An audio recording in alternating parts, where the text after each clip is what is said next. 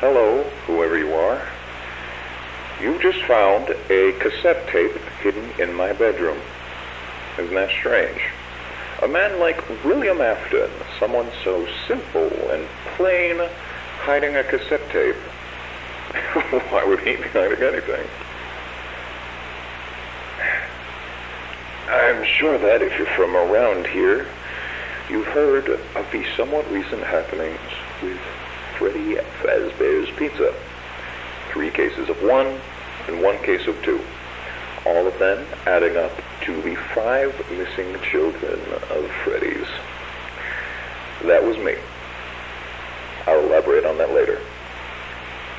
And you know, I wouldn't call myself plain either. I mean, people may think I'm plain when they first meet me. You know, just a father taking care of himself and his kids who tragically lost his youngest in '83 and supposedly just got over it, right? Wrong. I'll never get over it. And the fact that he died isn't the only reason. You see, Michael did it. Not a surprise, most people know that. But it wasn't an accident.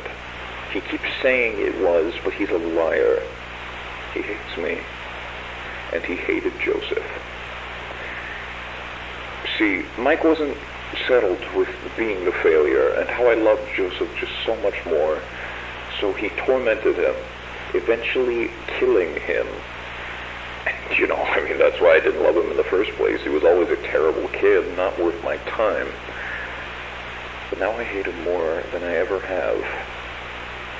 He's done so much to hurt my soul in one day alone. My God, Joseph.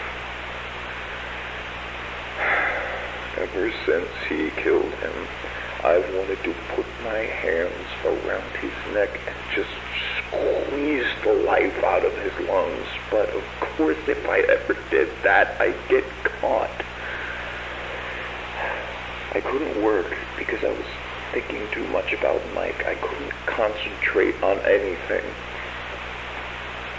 The papers started piling up, and it kept fogging up my mind, and I needed a release. Then I had an idea.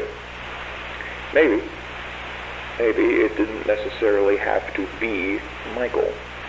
It could be any other brand as long as I like them. Now, where do all of those children go? Freddy Fazbear's Pizza. And hey, if they're like Michael, they deserve it. I went up there about 4 times, picked the worst kids of the bunch, took them back, and I gave it to them. I couldn't do much, of course. They'd start squealing. So I made it quick enough to be efficient, but long enough to make it last.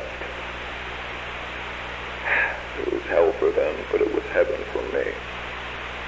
And then I leave. without the slightest bit of guilt. So, there you go.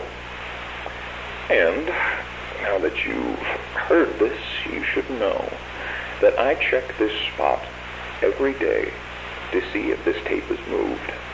I've seen it so many times, I'll be able to notice even the slightest difference. I will know. So you better put it back, Michael, as neatly as you can, and start running.